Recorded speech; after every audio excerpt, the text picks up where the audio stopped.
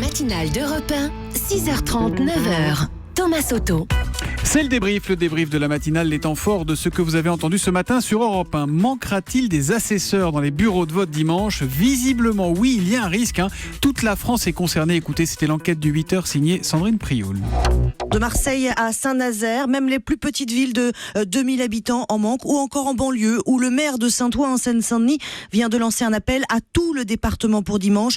Et André Léniel, le vice-président de l'association des maires de France, l'avoue, les élus sortent les rames. Les deux partis qui sont au second tour sont incapables de mettre des assesseurs. L'un parce qu'il est de création récente et qu'il n'existe pas vraiment sur le terrain, En Marche, et l'autre, le FN, où manifestement ses adhérents ne souhaitent pas se montrer. Autre question, le second tour de la présidentielle va-t-il impacter les départs pour ce long week-end de 3 jours ? Parce que oui, le lundi c'est le 8 mai et le 8 mai c'est férié. Eh bien écoutez les informations de Carole Ferry, c'était tout à l'heure à 7h34. Les réservations à la SNCF sont en baisse de 20% ce week-end par rapport aux autres ponts du mois de mai. Chez Gîtes de France, les locations sont en recul de 33% par rapport à l'an dernier. Il suffit de regarder les prévisions de Bison Futé pour comprendre. Ce lundi férié est classé vert sur les routes dans quasiment tout le pays et des ralentissements sont prévus dimanche pour aller voter. Selon le site Weekendesk, 45% des clients ont d'ailleurs prévu de quitter leur hôtel le dimanche, malgré le lundi férié. C'est le ralliement qui claque, le coup de com' de cette fin de campagne. Barack Obama est donc en marche. L'ancien président des États-Unis qui a annoncé hier dans une vidéo son soutien à Emmanuel Macron. Écoutez. Parce que cette élection est trop importante. Je veux que vous sachiez que je soutiens Emmanuel Macron pour aller de l'avant. En marche. Vive la France. Alors, qui a organisé ce ralliement ? Il semblerait bien que Laurence Haïm, porte-parole d'Emmanuel Macron et ancienne correspondante d'ITélé à Washington, n'y soit pas pour rien. Explication de Xavier Yvon, c'était tout à l'heure à 6h32.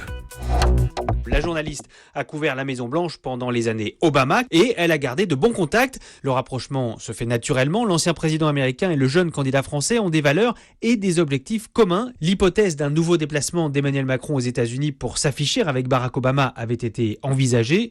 Finalement, ce sera d'abord un coup de téléphone très médiatisé de Barack Obama à Emmanuel Macron avant le premier tour. Le soutien plus formel devait venir en cas de qualification pour le second tour et il a donc pris la forme de cette vidéo. Voilà, et enfin, que regardent Marine Le Pen et Emmanuel Macron quand ils sont devant la télé ? La face cachée des candidats, c'était à 8h-5, c'est signé Ballas. Jean-Philippe. Pour Marine Le Pen, ce sera 7 séries cultes, séries britanniques, histoire d'héritage, de demeure d'étrangers, Downton Abbey. Je n'ai pas géré Downton depuis 30 ans. Pour le voir alloué de fond en comble à un étranger venu de Dieu sait où. Allez, maintenant on va dans le salon d'Emmanuel Macron. Ah bah oui, les tontons flingueurs. Voilà, film culte d'Emmanuel Macron. Toute ressemblance avec un débat télévisé agité de cette semaine ne saurait être que fortuite. Je vais lui montrer qui c'est Raoul. Aux 4 coins de Paris qu'on va le retrouver éparpillé par petits bouts façon puzzle. Moi, quand on m'en fait trop, je correctionne plus. Je dynamite, je disperse, je ventile. Merci beaucoup pour ce débrief réalisé comme chaque jour par Romain Causer et Victoire de Rinxin.